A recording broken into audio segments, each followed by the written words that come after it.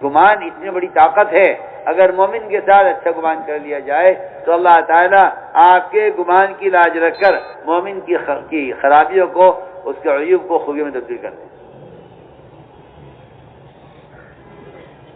تو میرے دوستوں، میں تو پوری بات اس پر عرض کر رہا ہوں کہ آپس کا اختلاف اور یہ آپس کے جھگڑے، اس میں بہت بڑا دخل وہ بدگمانی کو ہے۔ ایک بدگمانی، ایک بد زبانی، یہ دو مرض ہو گئے ہیں جس سے امت میں افتراق ہے، اور اس افتراق نے بہت ساری برکتوں کو اور بڑی رحمتوں کو روکا ہوا ہے۔ دو آدمیوں کے درمیان جھگڑا ہوا، دو آدمیوں کے درمیان جھگڑا صرف، اس پر آپ نے فرمایا کہ ان دو کے جھگڑے کی وجہ سے اس امت سے شب قدر اٹھا لی گئی ہے۔ آپ بتائیے تو صحیح، جب شب قدر اٹھا لی جائے دو کے جھگڑے پر، تو اتنے بڑے بڑے جھگڑوں پر امت کن کن خیروں سے محروم ہو جائے گی۔ ہم نے عرض کیا کہ مومن کے بارے میں اچھا گمان ہمیشہ یہ بات یاد رکھیں کہ مومن ایسا نہیں کرتا۔ اس طرح حضور اکرم صلی اللہ علیہ وسلم نے امت بنائی تھی،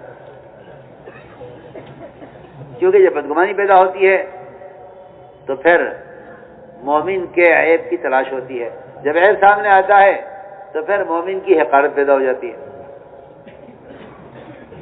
مومن کی حقارت، کسی مومن کو حقیر سمجھنا یہ آدمی کو بڑی خیروں سے محروم کر دیتا ہے۔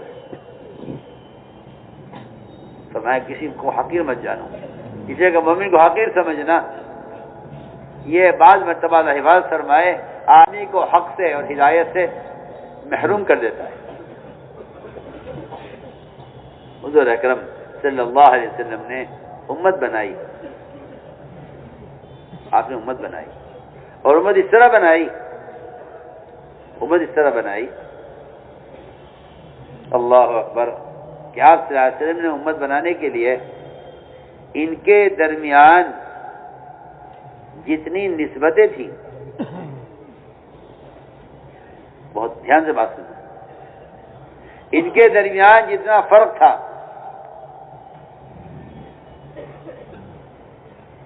کالے گورے کا فرق،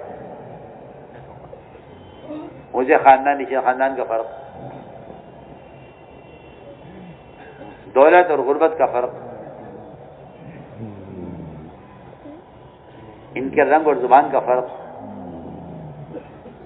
آپ سے سب سے بڑا کارنامہ انجام دیا ہے، سب سے بڑا کام جو آپ نے کیا ہے، آپ نے اپنے عمل سے امت کے درمیان کے طبقاتی فرق کو ختم کیا ہے۔ یہ بڑی ضروری اہم بات ہے۔ امت کے درمیان طبقاتی فرق کو آپ نے ختم کیا ہے۔ جی ہاں، مالدار غریب، کالا اور گورا،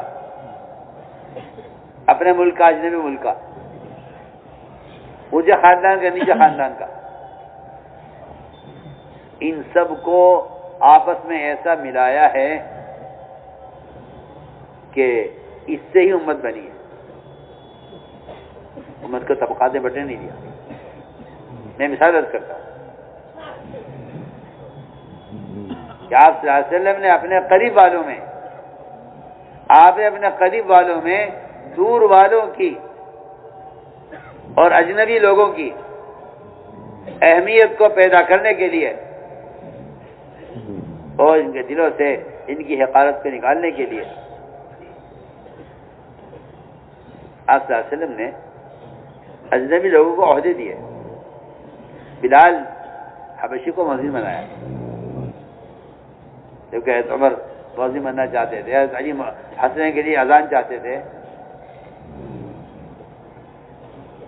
لیکن بلال رضی اللہ عنہ کو مؤذن بنایا کہ یہ اونچا عہدہ ہے، یہ ہم دیں گے اجنبی آدمی کو، باہر کے آدمی کو، تاکہ یہ نہ کہیں کہ یہ تو اجنبی آدمی ہے، ہم میں سے نہیں ہے۔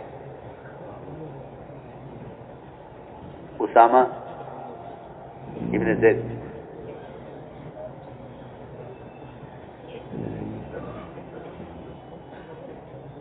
یہ جب آئے مجھے چھوٹے تھے، ناک پچکی ہوئی تھی ان کی، بد شکل تھے، پھر مدینہ آئے تو چچک ہو گئی، اس سے اور چہرہ بگڑ گیا، نشانات پڑ گئے چہرے پر،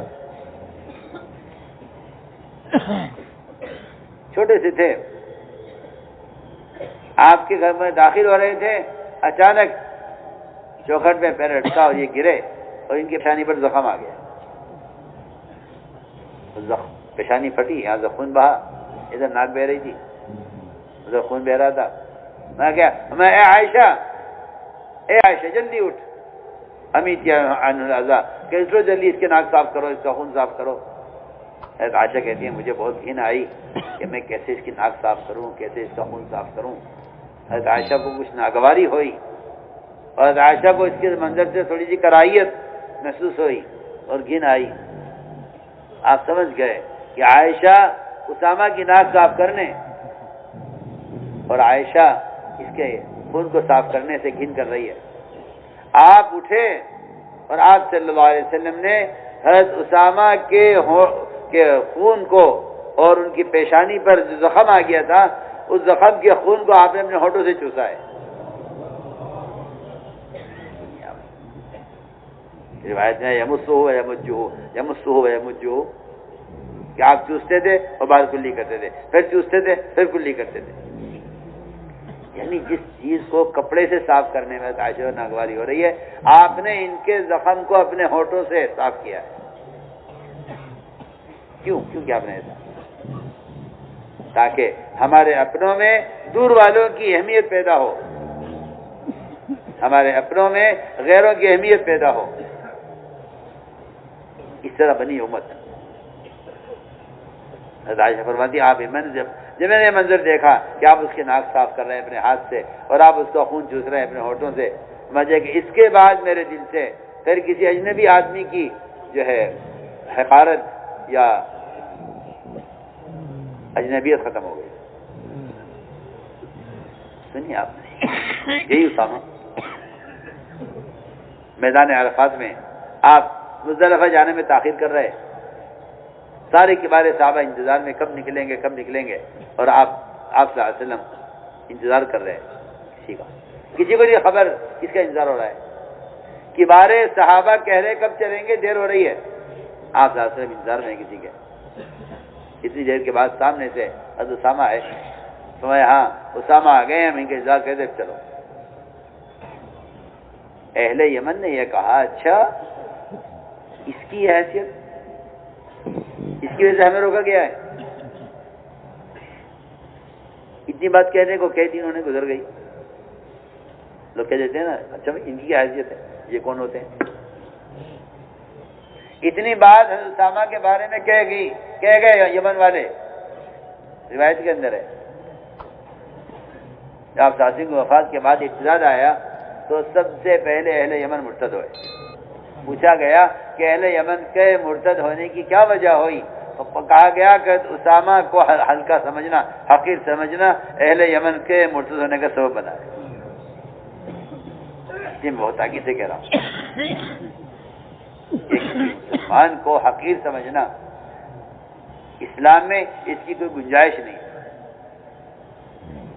ایک مسلمان کا وہ مقام ہے اسلام میں کہ اگر کوئی مسلمان، کمزور سے کمزور مسلمان، کسی کافر دشمن کو امان دے دے تو اس کمزور مسلمان کا امان دینا سارے مسلمانوں کے لیے امان ہوگا، کیونکہ یہ مشرک ایک مسلمان کے امان دینے کی وجہ سے سب کے درمیان معمون ہو جائے گا۔ حضرت ابوبکر صدیق کا بیان ہے جو میں عرض کر رہا ہوں کہ ہمیں سے ضعیف مسلمان اگر کسی کافر کو امن دے دے گا تو اب اس مشرک کو کوئی ہاتھ نہیں لگا سکتا، کیونکہ ہم میں سے ایک آدمی نے امان دی ہے۔ یہ مسلمانوں کی اجتماعیت تھی، مسلمانوں کی اجتماعیت۔ ایک مسلمان اگر کسی کافر کو امان دے دی تو یہ کافر سارے مسلمانوں کے درمیان معمون ہے، محفوظ ہے، کیونکہ ہم سب مل کر ایک ہیں۔ ایسی اجتماعیت کوئی مسلمانوں کی۔ آج حال یہ ہے کہ اگر ایک مسلمان کو مسلمانوں کا ایک طبقہ معاف کر دے گا تو مسلمان کو دوسرا طبقہ اس مسلمان کو معاف نہیں کرے گا۔ سوچیے آپ، سوچئے، میں فرق بتا رہا ہوں. وہاں ایک مسلمان کافر کو امان دے دے تو سارے مسلمانوں کے درمیان کافر معمول ہو جاتا ہے. آج اگر مسلمانوں کے ایک طبقہ ایک مسلمان کو معاف کر دے تو مسلمان کو دوسرے طبقہ معاف نہیں کرے کہ ہم معاف نہیں کرتے. مسلمانوں کے افتراق کا یہ حال ہے، افتراق کا حال ہے مسلمانوں. اس لیے ہم نے عرض کیا ہے کہ پہلا حربہ جو ہے، پہلا جو حربہ ہے شیطان کے پاس، وہ بدگمانی پیدا کرنے کا ہے کہ انہیں بدگمانی پیدا کرو تاکہ یہ آپس میں ایک دوسرے سے بدگمان ہو جائے. دوسری بات، دوسری چیز ہے منافق اور شیاطین کے پاس جھوٹی خبریں. ہم نے یوں سنا ہے، ہم نے یوں سنا ہے، ہم نے یوں سنا ہے، ہم نے یوں سنا ہے. جی کیوں سنا؟ لے لیا. اگر آپ نے سنا ہے تو آپ نے کیوں سنا؟ جس طرح غیبت کے لیے زبان کو استعمال کرنا حرام ہے، اس طرح غیبت کے لیے کان کا استعمال بھی حرام ہے. ہم نے کیوں سنا؟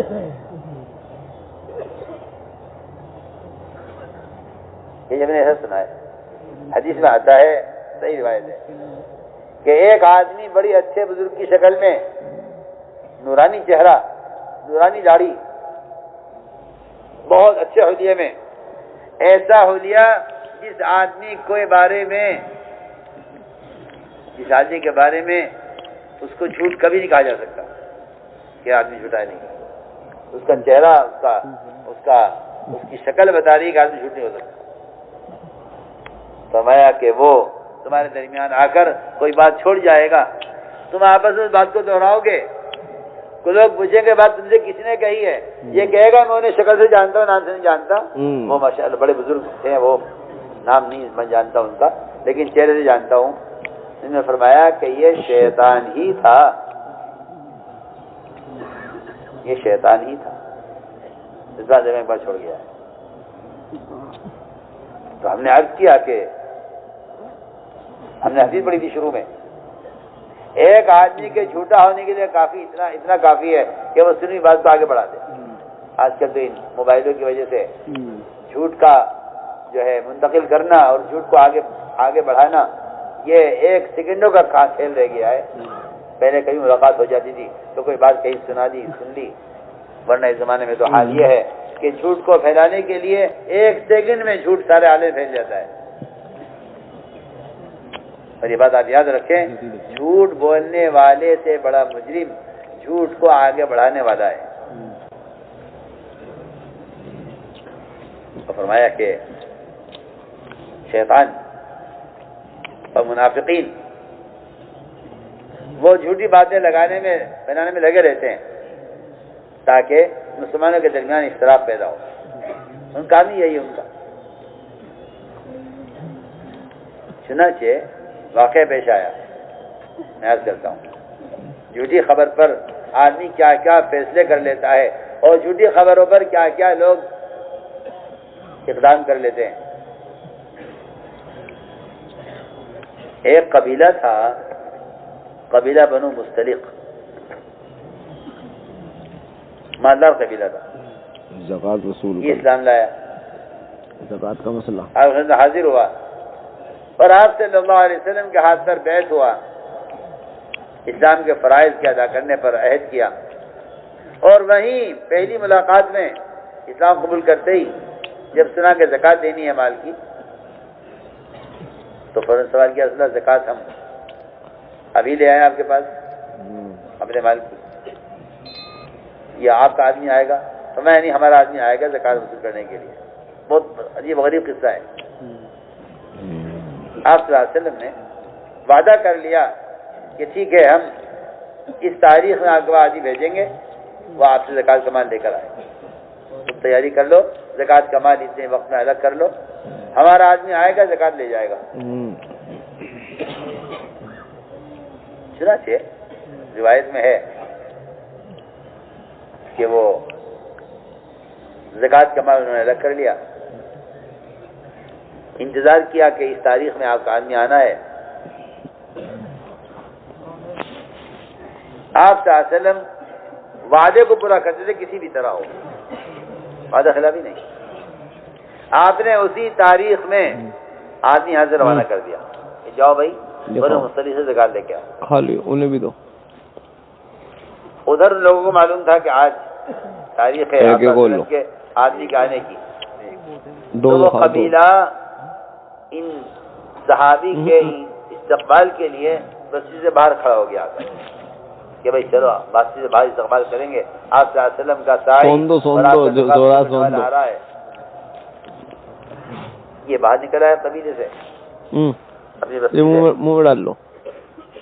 منافق نے دیکھا کہ بھئی یہ کیا ہو رہا ہے، یہ تو سارے زکات دینے کو تیار ہیں اور اتنی اطاعت، نبی کی اطاعت کر رہے ہیں اور زکات کا مال الگ کر کے دینے کو تیار ہیں. اب کیا کیا جائے؟ ان کے درمیان اختلاف پیدا کرنے کے لیے، ان کے درمیان جو ہے دوریاں پیدا کرنے کے لیے کیا عمل کیا جائے؟ تو یہ منافق راستے میں ان صحابی سے ملا جو بیچارے جا رہے تھے اکیلے زکات کا مال وصول کرنے کے لیے. ان سے کہاں جا رہے ہو؟ کہ بھئی وہ بنو مصطلق سے زکات لینے جا رہا ہوں، اللہ رسول نے بھیجا ہے. اس منافق نے جھوٹ بولا اور یہ کہا منافق نے کہ وہ پورا قبیلہ آپ کو قتل کرنے کے لیے بستی سے باہر کھڑا ہوا ہے، میں آپ کا خیر خواہ ہوں، آپ کو مشورہ دے رہا ہوں، آپ میری بات مان لیجئے، ادھر مت جائیے، آپ اکیلے ہیں، وہ آپ کو قتل کر دیں گے. اور پورا قبیلہ زکات دینے سے انکار کر رہا ہے. یہ اس نے ایک جھوٹی بات راستے میں کہی. یہ صحابی حاضر عزیز واپس آ گئے کہ بھی کیا کریں، میں اکیلا ہوں، وہ پورا قبیلہ ہے، اور جو بات کر رہا ہے، جو خبر لا رہا ہے، وہ بیچارہ بڑا خیرخواہ ہے، بہت ہماری خیرخواہی میں اس نے ہم سے کہا ہے، ورنہ کسی کو کیا پڑی ہے کہ جاؤ میاں چلے جاؤ مرو، ہمیں کیا مطلب ہے، ہم تو آپ کی خیرخواہی میں کہہ رہے ہیں. جی آج کل ایسے لوگ آپ کو گلی گلی کوچا کوچا گھر گھر ہر جگہ مل جائیں گے. میں تو آپ سے کھل کر کہہ رہا ہوں. چنانچہ صحابی واپس آ گئے. ادھر انہوں نے انتظار کیا کہ بھئی کیا بات ہو گئی، اب تک آپ کا آدمی کیوں نہیں آیا؟ پھر خیال آیا ان لوگوں کو کہ شاید ہماری کمائی میں کچھ حصہ حرام کا شامل ہو گیا ہے، اس لیے اللہ نے اپنے نبی سے کہہ دیا کہ ان کی زکات کو قبول نہ کرنا کیونکہ ان کی کمائی حرام کی ہے. آپ سوچیے، اتنی سی بات میں انہیں اپنی کمائی کے حلال ہونے میں شک ہونے لگا کہ شاید کچھ حصہ حرام کا داخل ہو گیا ہے کہ اللہ کے رسول صلی اللہ علیہ وسلم کو اللہ نے روک دیا ہے ہماری زکات کا مال قبول کرنے سے. چل چل کے پوچھتے ہیں کیا بات ہے. یہ تو ادھر ہوا. ادھر آپ صلی اللہ علیہ وسلم نے مشورہ کیا صحابہ سے کہ بھئی دیکھو ہمارا آدمی جا رہا تھا، خبر یہ ملی ہے راستے میں کہ پورا قبیلہ ہمارے آدمی کو قتل کرنا چاہتا ہے اور مال زکات ادا نہیں کرنا چاہتا، زکات سے انکار کر رہا ہے، کیا کیا جائے؟ آپ نے صحابہ سے مشورہ کیا اس خبر پر اور فیصلہ یہ ہوا کہ رات کو اچانک ایک صحابہ کا فوجی دستہ جائے اور ہتھیار لے کر اور پورے قبیلے کو قتل کر دیا جائے. دیکھو یہ فیصلہ، یہ سارا فیصلہ اس خبر پر ہو رہا ہے جو خبر منافق نے چلائی ہے. عجیب واقعہ ہے. آپ نے دستہ تیار کیا کہ جاؤ اس قبیلے پر ابھی روانہ ہو جاؤ اور رات کا انتظار کرنا، رات کو حملہ کر لینا، کیونکہ ان پر حملہ اس لیے کیا جائے گا کہ ایک تو وہ زکات کا انکار کر کے مرتد ہو گئے ہیں اور دوسرا وہ ہمارے آدمی کو قتل کرنا چاہتے تھے. ادھر سے یہ چلے ان پر حملہ کرنے کے لیے، ادھر سے وہ چلے آپ سے ملاقات کے لیے. رات سے ملاقات ہوئی. اچھا بھائی کون ہو؟ کہ ہم تو بنو مصطلق ہیں. اور تم کہاں سے آ رہے ہو؟ کہ ہم تو تمہیں قتل کرنے آ رہے. کیوں گئی؟ کیا بات ہو گئی؟ کیوں لڑ رہے؟ کہ تم نے یہ کہا ہے کہ زکات نہیں دیں گے تم نے اللہ کے نبی کا آدمی وقت کہ ایسی کوئی بات نہیں، یہ خبر کس نے اڑائی ہے؟ دونوں جماعتیں آپس میں ملی اور بات کھلی، حاضر ہوئے، اس پر قرآن کی آیت نازل ہوئی، یا ایھا الذین آمنوا ان جاءکم فاسق بنبأ فتبینوا، اے ایمان والو اگر تمہارے پاس کوئی فاسق ایسی خبر لے کر آئے تو تمہیں چاہیے کہ تحقیق کر لیا کرو۔ یہ بات کہاں تک درست ہے؟ تو ہم عرض کر رہے کہ یہ تھا امت کی اجتماعیت کے اسباب کہ آدمی سنی بات پر کوئی فیصلہ نہ کرے۔ یہ حدیث میں آتا ہے آدمی کے جھوٹا ہونے کے لیے اتنا کافی ہے کہ سنی کی بات کو آگے نقل کر دے۔ اس لیے ہم عرض کر رہے ہیں کہ یہ تربیت کا علم ہے اور یہ اصول ہے کام کے، اور یہ بات آپ یاد رکھیں سب کہ اصول کے لیے لڑنا یہ کہیں ثابت نہیں ہے کہ ہم دوسرے کی لڑ رہے ہیں، لڑنا کہیں ثابت نہیں۔ اصول کا مذاکرہ کرو اور بے اصولی پر ہو جائے گی بے اصولی تو اس کو یاد دلاؤ اصول کیا ہے۔ اس لیے بے اصولی پر مواخذہ نہیں ہے، غلطی ہو جائے کسی سے ہو جائے کیا بات ہے۔ ایک صحابی تھے حاطب بن ابی بلتع، بدری صحابی ہیں، پہلے بدر کا مقام بہت اونچا ہے۔ ان سے غلطی ہوئی اور غلطی یہ ہوئی کہ انہوں نے آپ صلی اللہ علیہ وسلم کے مکہ مکرمہ پر حملے کی تیاری جو آپ چھپ کر کر رہے تھے اس کی خبر کر دی مکے والوں کو، خط لکھا کہ رحمت صلی اللہ علیہ وسلم حملے کی تیاری کر رہے ہیں۔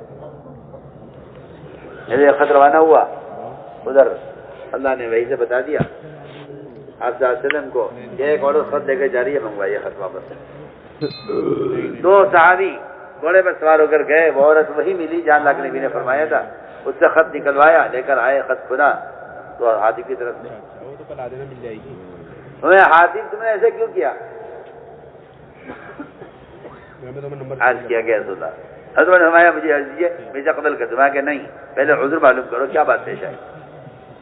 غلطی کرنے والے کا عذر معلوم کرنا کہ آپ نے یہ بات کام کیوں کیا، کیا وجہ ہوئی۔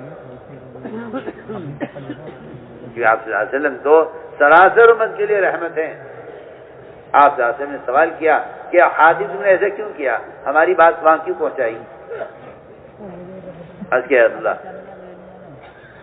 اگر ساری دنیا کو بھی پتہ چل جائے کہ آپ تیاری کر رہے ہیں پر حملے کی تو اللہ کی مدد کے ساتھ ہے، اللہ آپ کو غائب کرنے والے ہیں، مگر حاطب تم نے ایسے کام کیوں کیا؟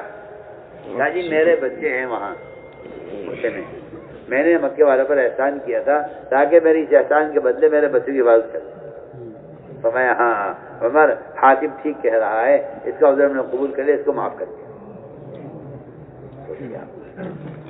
اتنی بڑی غلطی کو معاف کیا آپ نے حاطب کی، اس لیے فرمایا فاعف عنہم کہ ہاں ہمیں چاہیے کہ درگزر کریں، اس لیے کہ یہ بات بالکل حق ہے کہ جو آدمی اپنے لیے اللہ سے معافی نہیں چاہے گا وہ مخلوق کو معاف نہیں کرے گا، جو آدمی اپنے اللہ سے معافی چاہے گا وہ مخلوق کو معاف کرے گا اس لیے تاکہ اللہ مجھے معاف کر دے۔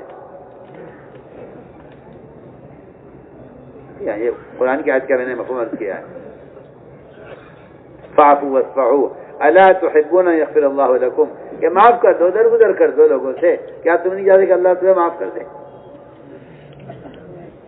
اس لیے میرے دوستو عزیزو اس کام کا یہ اصول ہے کہ جب آپ کو کوئی ستائے تو آپ اس کا جواب نہ دیں، کیونکہ جواب وہ دیتا ہے جو اپنی طاقت کو فرشتوں کی طاقت سے زیادہ سمجھتا ہے کہ کوئی جواب نہیں، صبر کرو، کیا کرو؟ صبر۔ کہ کب تک صبر کریں؟ کیا فرمایا کہ اس وقت تک صبر کرتے رہو جب تک ہماری تمہاری ملاقات ہو سے کوثر پر ہو۔ ہوتی ہے. یہ لوگ سوال کرتے ہیں کہ میں صبر کب تک کروں؟ فرمایا اس وقت تک صبر کرو جب تمہاری ملاقات ہوگی حوض کوثر پر.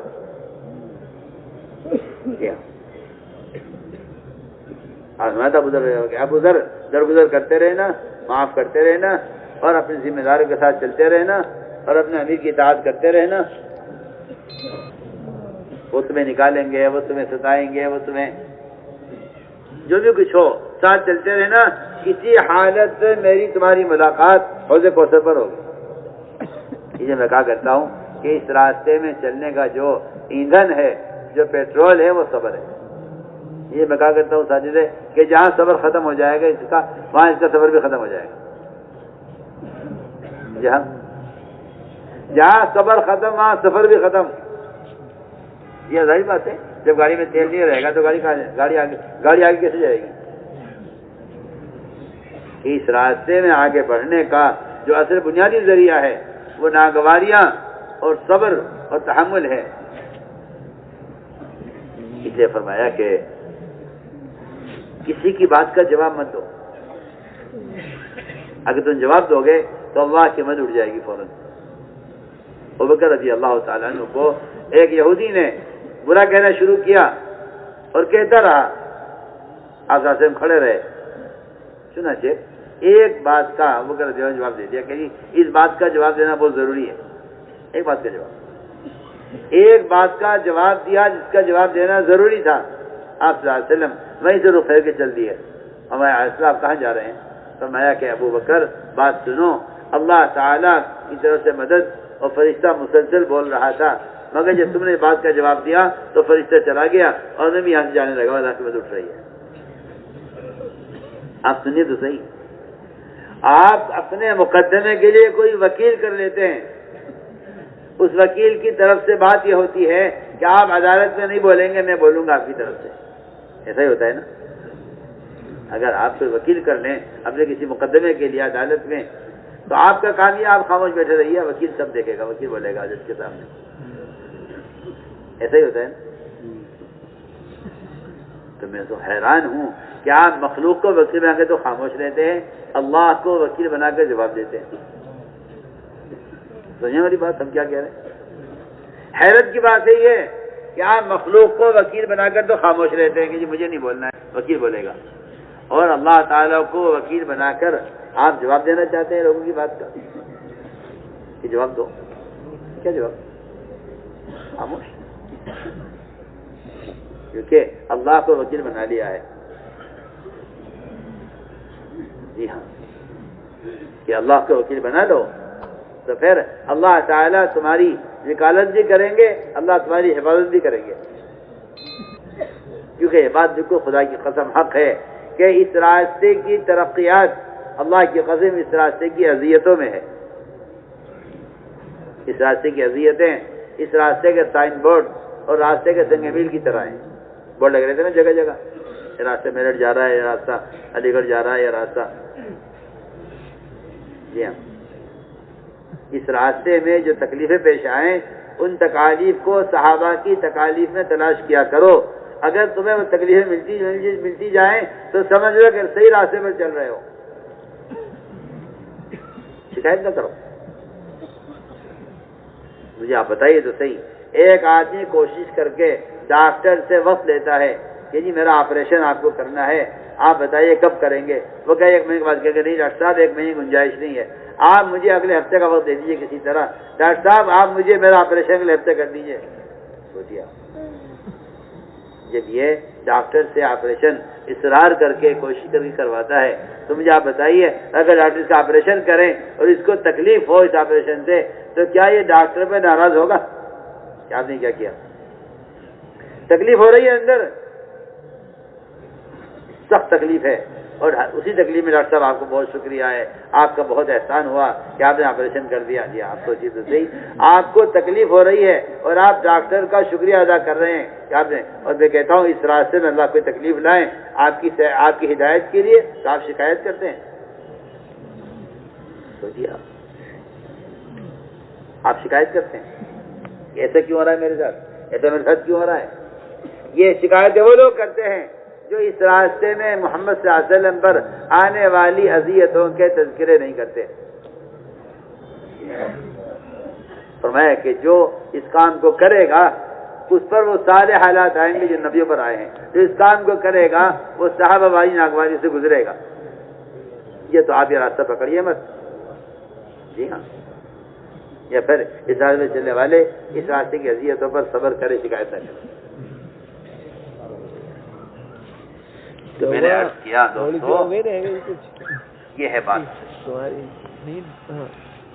اس دعوت کے میدان میں اذیت پیش نہ آئے تو آپ یہ کہیے نبی والا کام نہیں ہے، یا یہ کہیے کہ اس کام میں نبی والی تکالیف پیش آئے گی۔ اکرم صلی اللہ علیہ وسلم نے اپنے صحابہ کو تکالیف پر اٹھایا تھا۔ کارڈ میں نے لیا تھا، کیوں؟ اس لیے کہ جہاں اذیت کی انتہا ہوتی ہے وہاں سے نصرتوں کی ابتدا ہوتی ہے، جہاں اذیتوں کی انتہا وہاں سے نصرتوں کی ابتدا ہوتی ہے۔ قرآن کی آیت کا مفہوم ہے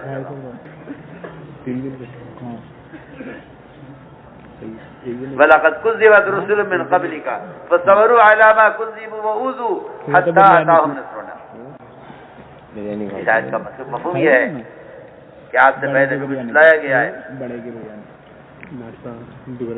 انہوں نے صبر کیا، جھٹلانے والوں کی اذیت پر صبر کیا، اور صبر کرتے رہے اذیتوں پر، یہاں تک کہ ہماری مدد آ گئی کہ جہاں اذیتوں کی انتہا ہوتی ہے وہاں سے مدد کی ابتدا ہوتی ہے۔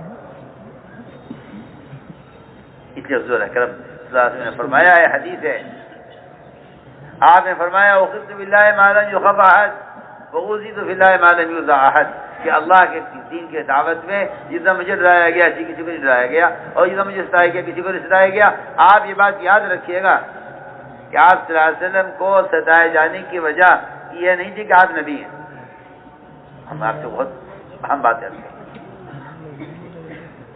اس طرح کے کام نبی ہے، دعوت کا کام کر رہے ہیں اس لیے ستایا گیا۔ آپ کو اس لیے ستایا گیا کہ آپ روزہ رکھتے ہیں، تہجد پڑھتے ہیں، عبادت کرتے ہیں، تلاوت کرتے ہیں، ذکر کرتے ہیں، نہیں، اس طرح انبیاء کو ستائے جانے کا جو ایک واحد سبب ہے وہ واحد سبب دعوت اللہ ہے۔ آج بھی یہی بات ہے، کسی نبی کو اس کی قوم نے ستایا ہو اس کی عبادت کی وجہ سے کہیں ثابت نہیں۔ ابوبکر رضی اللہ تعالیٰ عنہ قرآن زور سے پڑھتے تھے، تو اپنی ستارے نہ ہوتی تو مشرکین نے کہا کہ یہ تو قرآن آہستہ پڑھیں ورنہ ہم آپ کو مکہ سے نکال دیں گے۔ فرمایا مکہ چھوڑ کہ فرمایا کہ نہیں، میں قرات زور سے کروں گا، کیونکہ ان کی تلاوت کی وجہ سے عورتیں بچے ان کی طرف مائل ہوتے تھے، اور ان کی قرات ان کی تلاوت کی وجہ سے لوگ ہدایت کی طرف آتے تھے، تو انہوں نے کہا کہ نہیں، میں تو قرآن زور سے پڑھوں گا۔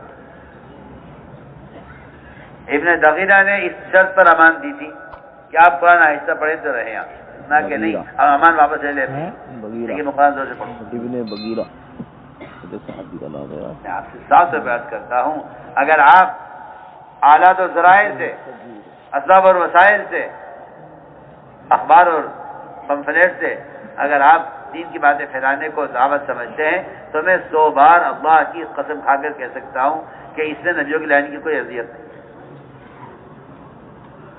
آپ جو چاہیں اپنے دماغ میں آپ جو چاہیں نقشہ بنا لیں، لیکن آپ کے سارے نقشے خلاف سنت ہیں، اس میں نبیوں کی لائن کی کوئی اذیت نہیں، چاہے نقشے جائز ہوں یا ناجائز ہوں، اس لیے کہ نبوت کی لائن کی اذیت صرف خود جا کر دعوت دینے میں ہے۔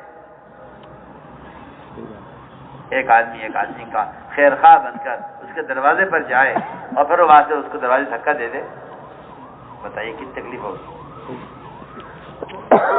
کتنی تکلیف ہوگی۔ فرمایا کہ داعی کی اذیتیں مدعو کی ہدایت کا سبب بنتی ہیں، لیکن اس زمانے میں مسلمان وہ اس خیال میں ہے کہ دعوت دینے کا کوئی ایک طریقہ نہیں ہے، ہاں جس طرح جائے دعوت. تو میں کہتا ہوں پہلے آپ یہ کہیے کہ نماز پڑھنے کو ایک طریقہ نہیں, آپ جس طرح جاؤ نماز پڑھو. سب بات جس طرح محمد صلی اللہ علیہ وسلم کی اقتدا اور آپ کا اتباع عبادات میں ہے, اس طرح آپ صلی اللہ علیہ وسلم کا اتباع آپ کے طریقے دعوت میں ہے. وہ طریقے دعوت یہ ہے کہ آپ خود جا کر دعوت دیں. لیکن دعوت ایک ایسا فریضہ ہے جو کسی اخبار, کسی رسالے یا کسی پمفلیٹ یا کسی موبائل سے, یہ میں کہتا ہوں دعوت کا فریضہ تو اللہ کی قسم ادا ہو نہیں سکتا. ناممکن بات ہے, ناممکن بات ہے. یہ آپ کا اختراع ہے اور یہ آپ کی اپنی آپ کی فضول کی رائے ہے کہ آپ باطل آلات سے دعوت دینے کو دعوت سمجھتے ہیں. یہ آپ کی فضول رائے ہے, یہ آپ کے اپنے خیال ہے, یہ آپ کا اپنا خیال ہے. ورنہ جو اہمیت نبی کے طریقہ نماز کی ہے, اللہ کی قسم وہ اہمیت نبی کے طریقہ دعوت کی. آپ کا یہ خیال باطل خیال ہے کہ دعوت دینے کا کوئی ایک طریقہ نہیں ہے, بالکل غلط خیال ہے آپ کا. دعوت وہ تو ایک ایسا بدنی فریضہ ہے نماز کی طرح, جو خود جا کر دعوت دیے بغیر یہ فریضہ ادا نہیں ہوگا. کہ حضور اکرم صلی اللہ علیہ وسلم نے اپنے ہر صحابی کو نقل و حرکت پر ڈالا کہ خود جا کر دعوت دو. ہر ایک کو نقل و حرکت پر ڈالا تھا کہ خود جا کر دعوت دو. اور یہ وجہ تھی کہ آپ صلی اللہ علیہ وسلم کے یہاں سے جماعت ملک و بیرون ملک افراد بھی آپ نے دعوت دی ہے. افراد کو دعوت دینے کے لیے بھی جماعتیں بھیجی ہیں. اور آپ صلی اللہ علیہ وسلم کا تو خود اپنا معمول یہ تھا کہ آپ ایک ایک فرد کو دعوت دینے کے لیے خود آگے بڑھتے تھے. واسع بن اسقا آئے آپ کی مسجد میں, تو آپ محراب سے اٹھ کر آخری صف میں گئے مسجد کی, وہاں بیٹھے ہوئے دیکھا واسع بن اسقا کو, ان سے خود ملاقات. سفر ہجرت جو انتہائی خطرے کا سفر تھا, بڑا خطرناک سفر تھا. ہر طرف سے آپ کو پکڑنے اور آپ کو گرفتار کرنے یا آپ کو قتل کرنے کی بھی ہر طرف کوششیں تھیں. اس خطرے میں بھی آپ نے مجھے خطرہ مول لیا کہ آپ صلی اللہ علیہ وسلم نے ڈاکو کا راستے اختیار کیا کہ میں ڈاکو کا راستے جانا. آپ سوچئے نا, ابوبکر رضی اللہ تعالیٰ عنہ سارا مال لے کر نکلے, ابوبکر سارا مال لے کر نکلے, اور راستے کیا پکڑا ہے؟ کیا راستہ پکڑا ہے ڈاکو والا؟ کوئی ہوگا عقلمند دنیا میں کہ جو اپنا سارا سرمایہ, ساری پونجی سمیٹ کر جا رہا ہو اور ہمیشہ کے لیے ایک علاقہ چھوڑ کر دوسرے علاقے میں منتقل ہو رہا ہو, اور وہ مشورہ کر کے یہ طے کرے کہ ہمیں ڈاکوؤں سے ملتے ہوئے جانا ہے. بتائیے, یہ کام وہی کر سکتا ہے جس بات کا یقین ہو کہ اللہ تعالیٰ کا یہ وعدہ ہے کہ جو اللہ کا پیغام بندوں تک پہنچائیں گے اللہ تعالیٰ ان کی حفاظت کریں گے.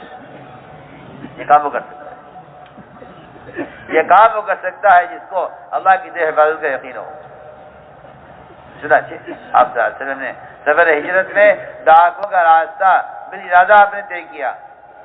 ایسا نہیں اچانک ڈاکو کہیں سے آگے نہیں, آپ کو معلوم بتایا گیا جی ڈاکو رہتے اس راستے میں, فرمایا ہمیں ڈاکو راستے سے ہی جانا ہے.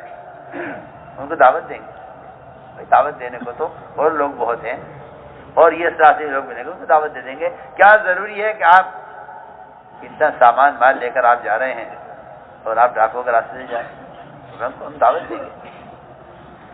دونوں ڈاکو نے آپ کو دیکھا, دونوں آپ کے پاس آئے, آپ نے دونوں کو دعوت دی, دونوں نے آپ کی دعوت کو قبول کیا, آپ نے دونوں کو مدینہ منورہ آنے کے لیے حکم فرمایا. جی آپ صلی اللہ علیہ وسلم کا سفر میں دعوت دینا بھی سنت ہے, قیام پر دعوت دینا بھی سنت ہے.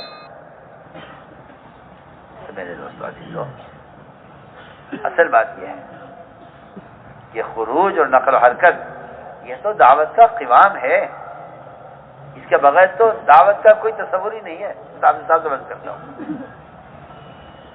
نشر و اشاعت ایک الگ شعبہ ہے, دعوت ایک مستقل فریضہ ہے جو آپ کے بدن کے استعمال کے بغیر ادا نہیں ہوگا. یہ نماز کی طرح ہے, اور اس کو فرض عین کہا ہے نماز کی طرح. ہر مسلمان کے ذمے نماز پڑھنا اس طرح فرض عین ہے، ہر مسلمان کے ذمے خود دعوت دینا دوسرے کو فرض عین ہے. یہ فرض کفایہ نہیں، یہ فرض عین ہے. فرمایا حدیث میں من رہا، من کا مطلب یہ ہے ہر شخص کے ذمے ہے کہ وہ دعوت دے. من رہا، اس کے لیے عالم ہونا، عامل ہونا، متقی ہونا، خود عمل کرنے والا ہونا کوئی شرط نہیں ہے، کوئی شرط. فرمایا مرو بالمعروف ولو لم تعتمروا، تم بھلائی کا حکم کرو اگرچہ تم خود بھلائی پر عمل نہیں کرتے ہو، تب بھی حکم کرو بھلائی. بلکہ میں کہتا ہوں کہ جو آدمی عمل نہیں کر رہا ہے وہ دعوت دینے کا زیادہ محتاج ہے، دعوت دینے کا وہ زیادہ محتاج ہے. جو آدمی جتنا فقیر ہوتا ہے اس کے سوال میں بھی اتنی زیادہ لجاجت ہوتی ہے، وہ بھی اتنی خوشامد کرتا ہے مالداروں کی کہ بھائی میرا اپنی حاجت پیش کرتا ہے. ناشتہ کر کے تھوڑا اس لیے میں نے عرض کیا کہ اس کو بھی کدھر رہا یہ نقل و حرکت اللہ کا امر ہے اور اس کو اللہ کا امر سمجھ کر کیا جائے. یہ اللہ کا امر ہے، اللہ کا حکم ہے. انفرو، نکلو اللہ کے راستے میں. اگر آپ یہ سمجھتے ہیں کہ یہ نکلنے کا حکم قتال کے زمانے کا ہے تو آپ کا خیال بالکل غلط ہے، یا آپ کا خیال بالکل غلط ہے. اگر آپ کا خیال یہ ہے کہ نہ نکلنے پر وعیدیں قتال کی وجہ سے تھی اور نکلنے کا حکم قتال کی وجہ سے تھا تو آپ کا خیال غلط ہے. آپ پڑھیے قرآن سمجھ کر تاکہ آپ کو پتہ چلے کہ دور صحابہ میں اللہ کے راستے کے خروج کو اقامت دین کے لیے، اجتہاد کو روکنے کے لیے، امت کو جہل سے نکالنے کے لیے کن مقاصد کے لیے خروج ہوا کرتا تھا. آج تو امت سارے مقاصد کو بلا کر صرف یہ سمجھتی ہے کہ قتال کے لیے نکلا کرتے تھے صحابہ، قتال اب ہے نہیں. عجیب عجیب عجیب سوچ ہے لوگوں کی، سوچ ہے لوگوں کہ جی قتال کے نکلا کر قتال اب ہے نہیں، اب کیوں نکلے. اور بکر صدیق رضی اللہ تعالیٰ نے جو مدینے کو خالی کرنے کا فیصلہ کیا تھا وہ کفار کے لیے نہیں بلکہ مانعین زکوٰۃ کو زکوٰۃ پر لانے کے لیے کہ وہ زکوٰۃ کا انکار کریں اور بکر مدینے میں بیٹھا رہے. یہ نہیں ہوگا. اینقص الدین وانا حی، کسی کا نقصان ہو اور ابو بکر مدینے میں بیٹھا رہے، یہ نہیں ہو سکتا. خود نکل چلے. عثمان نے کہہ کر روکا کہ نہیں آپ یہاں بیٹھیے، آپ حکم دیجئے، ہم انشاءاللہ آپ جو چاہ رہے ہیں ہم کریں گے. عمر رضی اللہ تعالیٰ عنہ اسامہ کی جماعت کی روانگی پر بالکل مشورہ نہیں تھے. حضرت عثمان، حضرت علی، حضرت عمر، انصار، مہاجرین سب کی رائے ایک طرف تھی، تنہا ابو بکر صدیق کا فیصلہ ایک طرف تھا. لوگ کہتے ہیں کہ میں سب کی رائے سے عمل ہونا چاہیے، سب کی رائے سے سب مشورہ کرنا چاہیے، سب کی رائے پر عمل ہونا چاہیے. کیسے ہو سکتا ہے؟ بے وقوفی کی بات ہے. امیر وہ آپ سے رائے لے گا ضرور، لیکن آپ وہ کریں جو آپ کی جماعت کہہ رہی ہے، یہ نہیں. امیر اس کا پابند نہیں ہے. آج اگر کوئی کہہ دے کہ اگر جماعتیں نہیں پھریں گی تو امت مرتد ہو جائے گی تو لوگ کہتے ہیں غلو کرتے ہیں. تبلیغ والے غلو کرتے ہیں، یعنی بات بہت بڑھا کے کہتے ہیں.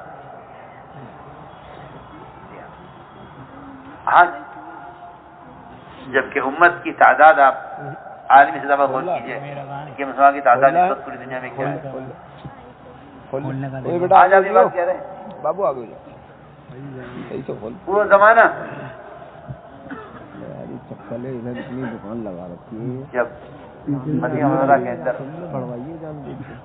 علم کا بھی ماحول، عمل کا بھی ماحول، آپ صلی اللہ علیہ وسلم کا زمانہ بالکل لگا ہوا ابو صدیق کے زمانے سے.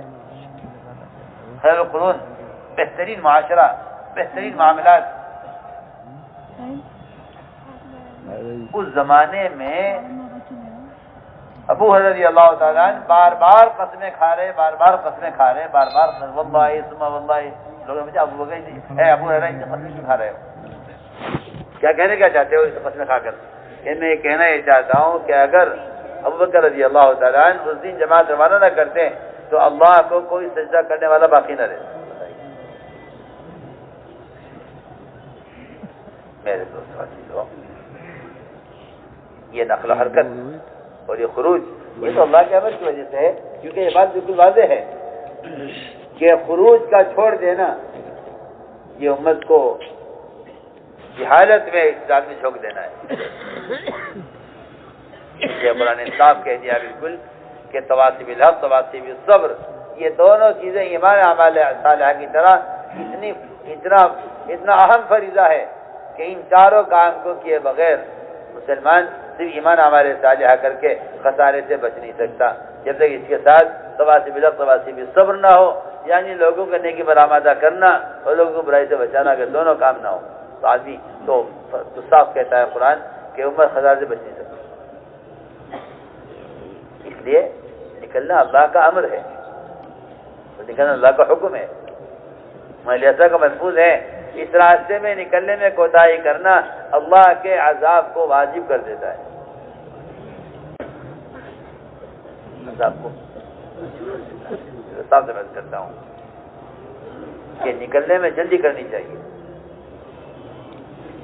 اس لیے کہ قرآن میں جگہ جگہ یہ قرآن کی آیتوں میں اور احادیث میں بھی ہے، احادیث میں بھی ہے۔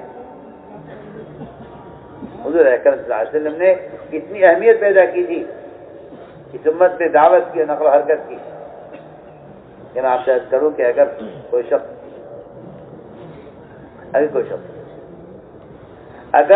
شخص پوری دنیا کے مال کا مالک بنا دیا جائے،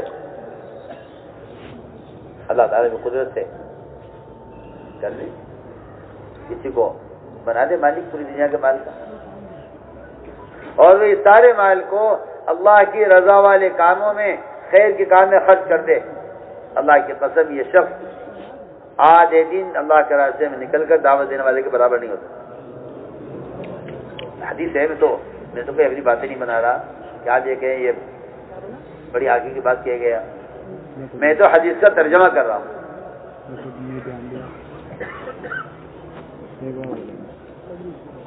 میں حدیث کا ترجمہ کر رہا ہوں،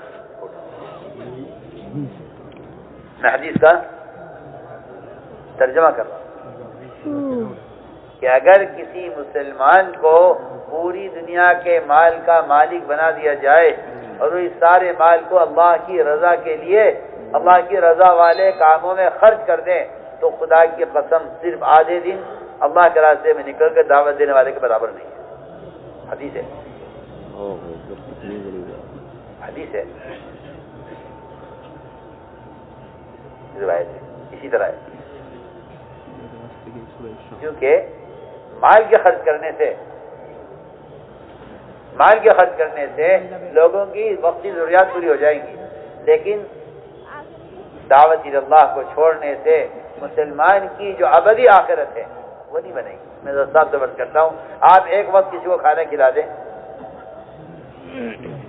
اگلے وقت محتاج ہے، وہ پوری زندگی کا سوال ہے اس کا، لیکن آپ بجائے اس کے اسے ایک وقت کا کھانا کھلائیں، آپ اسے کوئی کاروبار کر کے کوئی زمین کوئی کھیت اس کو دے دیں اور کہ بھائی تم یا تو کوئی دکان آپ اس کو خرید کے دے دیں کہ بھائی دکان تمہاری ہے، اس کی ساری آمدنی تم ہمیشہ کھاتے رہو، تمہیں بتائیے تو صحیح، آپ ذرا اندازہ کریں کہ یہ ایک وقت کا کھانے کے مقابلے میں یہ کتنا بہتر ہے۔ تو میں آپ تم سارے دلی کے رؤسا سے اور تم سارے قریشی مالداروں سے میں کہتا ہوں، تمہارے ذہن میں یہ بیٹھا ہوا ہے کہ ٹھیک ہے جماعت میں جانا ایک ثواب کا کام ہے، لیکن انہیں معلوم نہیں ہے ہم کتنے ثواب کے کام کرتے ہیں۔ مسجدیں میں نے بنوائی ہیں اور یہ کام میں نے کرایا ہے اور یہ اسپتال میں نے بنوایا ہے غریبوں کے لیے، اور یہ جھگیاں میں نے بنوائی ہیں فقیروں کے لیے، اور یہ اتنے بیمار آدمی میرے علاج کر رہے ہیں، میں علاج کر رہا ہوں، اور یہ اتنے کمبل تقسیم کرتا ہوں روزانہ۔ اگر میں یہ کر لوں آپ یہ کر لیں تو اس طرح تقسیم ہو کر تو میں بہت اہم بات کہہ رہا ہوں، یہ تقسیم دورے صاحب ملتی نہیں ہے کہیں، میں نے بہت تلاش کی، مجھے کہیں نہیں ملی۔ ایک مثال مل جائے کہیں کہ مالدار مال خرچ کریں، غربا جان کھپائے، مجھے کہیں ملا نہیں، کہیں ملا نہیں۔ ایک صحابی کا بھی کوئی ثابت نہیں کر سکتا کہ یہ صحابی مالدار تھے، انہوں نے جان نہیں لگائی مال لگایا، کہیں ثابت نہیں۔ بلکہ برا فرماتے رضی اللہ تعالیٰ عنہ، میں بیٹھا ہوا تھا آپ صاحب کی خدمت میں، ایک صاحب آئے، آ کر سوال کیا کہ یا رسول اللہ، اگر میں 6000 سونے کی اشرفیہ مدینہ منورہ میں رہ کر کسی خیر کے کام میں خرچ کر دوں تو کیا یہ میرے جماعت میں نکلنے کا بدل ہو جائیں گے؟ سوال یہ کیا آپ نے فرمایا کہ جو آدمی اللہ کے راستے میں نکل کر سو رہا ہے وہ بھی تجھ سے افضل ہے، جبکہ شاید 2.5-3 کروڑ کی مالیت بنتی ہے، وہ 2 کروڑ 2.5 کروڑ بنتے ہیں۔ اس زمانے کے وہ دینار آج اگر ہوتے تو وہ 2-2.5 کروڑ روپیہ بنتا ہے اس کا۔ وہ سے سوال کیا آپ سے کہ جی میں باہر تو نہیں نکلنا چاہتا، جماعت میں تو میں نہیں جانا چاہتا، میں یہاں مدینے میں رہ کر اگر یہ کام یہ مال میں کسی اچھے کام میں خرچ کر دوں تو کیا یہ بتائیے یا رسول اللہ یہ میرا مال خرچ کرنا میرا اللہ کے راستے میں نکلنے کا بدل ہو جائے گا؟ سوال کیا صاف روایت ہے، فرمایا کہ جو جماعت میں نکل کر سو رہا ہے وہ بھی تجھ سے بہتر ہے، تجھ سے افضل ہے۔ میں عرض کرنا چاہتا ہوں کہ یہ مال جو ہے یہ جان کا بدل نہیں بن سکتا۔ اب میں تو اگلی بات کہتا ہوں آپ سب سے، جو لوگ خیر کے مال خرچ کرتے ہیں لیکن دعوت نہیں دیتے، سنو کدھر کان کھول کے، جو لوگ خیر کا مال خرچ کرتے ہیں مگر دعوت نہیں دیتے، ایسے لوگوں کے دلوں میں مال کی محبت پیدا ہوگی، دین کی محبت پیدا نہیں ہوگی، کیونکہ دعوت کے بغیر دین کی دعوت کے بغیر مال خرچ کرنا خلاف سنت ہے۔ آپ کو میری بات پر اشکال ہو سکتا ہے لیکن جو حقیقت عرض کر رہا ہوں کہیں ثابت نہیں ہے کہ آپ صلی اللہ علیہ وسلم نے دین کی دعوت کے بغیر مال خرچ کیا ہو۔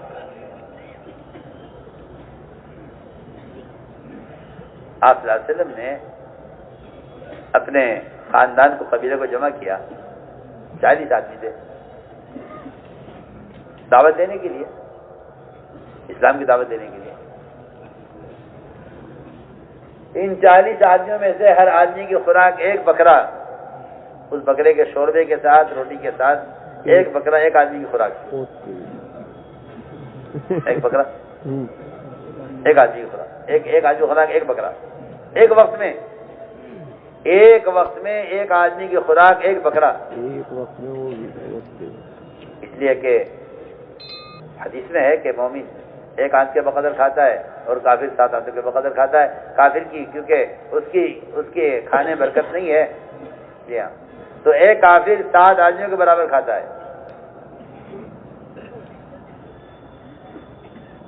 تو میں نے عرض کیا کہ آپ صلی اللہ علیہ وسلم نے ان کے لیے کھانا تیار کرایا، 40 بکرے نہیں تیار کرائے 40 آدمیوں کے لیے، بلکہ بکری کا اگلا ایک پیر،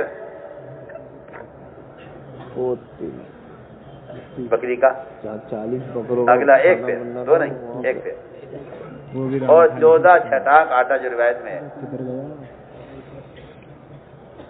14 چھٹاک آٹا اور ایک اگلا پیر بکری کا۔ یہ کھانا تیار ہوا، اس کی روٹی بنی، اور یہ ایک بکری کا اگلا پیر، پچھلا پیر بھی نہیں، اس میں گوشت زیادہ ہوتا ہے، اگلا پیر، یہ کھانا تیار ہوا اور 40 آدمیوں کو آپ نے بلایا کھانے پر۔ یہ 40 آدمی اس ایک بکری کا اگلا پیر کھانے میں سب دھاپ گئے، پیٹ بھر گئے، کھانا بچ گیا۔ آپ نے اس کھانے کے ساتھ ان کو دعوت دی۔ خبر نہیں کہاں سے یہ خیال پیدا ہو گیا کہ بھئی ٹھیک ہے یہ تمہارا کام ہے، تم کر لو، میں مال لگا دیتا ہوں۔ ایسی تقسیم کہیں نہیں ہے، اس لیے کہ کسی شخص کا مجاہدہ اس وقت تک کامل نہیں ہوتا جب تک وہ مال کے ساتھ اپنی جان خود خرچ نہ کرے۔ بیمالکم انفسکم بیمالکم انفسکم بیمالکم انفسکم. آپ سورہ دیکھ لیجیے قرآن میں جہاں جہاد جہاں عزت ملے گی وہاں اپنی جان اپنا مال دونوں ہے. مال کسی کا ہو جان آپ کی ہو تو مجاہدہ ناقص ہے. جی ہاں آپ مال لگائیں جان لگائیں تو مجاہدہ ناقص ہے. اسے میرے دوست جو کہ اس راستے کے خروج اور نفر پر صحابہ کا سب سے زیادہ مال خرچ ہوا ہے. نہ شادیوں پر نہ عمارتوں پر نہ گاڑیوں پر کہیں پر نہیں. سب سے زیادہ مال جو خرچ ہوا ہے صحابہ کا وہ خرچ ہوا ہے دین کو دنیا میں تک کے کونے تک پہنچا. سب سے زیادہ صحابہ کے مال کا خرچ ہوا جو خرچ ہوا ہے وہ دین کو قائم کرنے اور امت تک دین کو پہنچانے میں خرچ ہوا ہے. اس لیے ہماری آپ سے درخواست ہے کہ اپنی صلاحیتوں کو اللہ کی امانت سمجھنا چاہیے. مسئلہ اپنی ذات کا نہیں ہے، صرف ساری امت ساری انسانیت کو جہنم سے بچانا اس امت کی ذمہ داری ہے. اس لیے پورا مجمع دل سے اس کا عزم کرے کہ انشاءاللہ اس کام کو کام بنا کر کرنا ہے. پورا مجمع اس کا عزم کرے. مسئلہ اپنی ذات کا نہیں ہے صرف، کیونکہ میں کل بھی عرض کیا تھا کہ ساری دنیا کے مسلمان چاہے کسی ملک میں بھی ہوں وہ سب ایک جسم کے اعضاء کی طرح ہے. ایک جسم کے اعضاء کی طرح ہے. اور ساری دنیا کے مسلمان کسی ملک میں رہتے ہوں وہ سارے مسلمان ایک کشتی کے سوار ہیں. لوگ لے جانے لگ جاتے ہیں. اس لیے اپنی ذات سے خود کرتے ہوئے ہر امتی تک دین کے پیغام کو پہنچانا یہ قرآن کا حکم ہے. اللہ کے راستے میں نکلنا اللہ کا حکم ہے. ہم حکم پورا کرنے کے لیے پھر رہے ہیں اور ایسا نہیں ہے، بلکہ اللہ تعالیٰ نے اس نقل و حرکت پر جس طرح صحابہ کے زمانے میں ملکوں کے حالات بدلے ہیں اللہ تعالیٰ آج بھی ان جماعتوں کی نقل و حرکت پر آپ دیکھ رہے ہیں ماشاءاللہ. امت میں دین کی طلب اور دین کا شعور جو پیدا ہو رہا ہے اس کے لیے اللہ تعالیٰ نے صرف دو نعمتیں دی ہوئی ہیں، ایک دینی مدارس اور دوسرے یہ دعوت کی نسبت نقل و حرکت. اگر کہیں ماحول ہے عمل کا تو یہ ان دو بنیادی فریضوں کے ادا کرنے سے تعلیم اور دعوت یہ دو چیزیں امت کو دی گئی ہیں. اور یہی دو چیزیں قرآن میں حدیث میں یہ دو چیزیں ملتی ہیں. بعثت داعیا بعثت معلما کہ مجھے مبلغ بنا کر معلم بنا کے بھیجا گیا ہے. یہی دو چیزیں قرآن میں ملتی ہیں، یہی دو چیزیں حدیث کے اندر ملتی ہیں. اور انہی دو پر امت کو آنا ہے، دعوت اور تعلیم پر. اس کے لیے ہمتیں کرو اور اس کے لیے اپنی جان مال وقت کو سب سے پہلے مقدم کرو خرچ کرنے میں. بیان آپ کو پسند آیا ہو تو بیان کو لائک شیئر اور چینل کو سبسکرائب کرنا مت بھولیے. کمنٹس میں اپنی رائے کا اظہار ضرور کیجیے.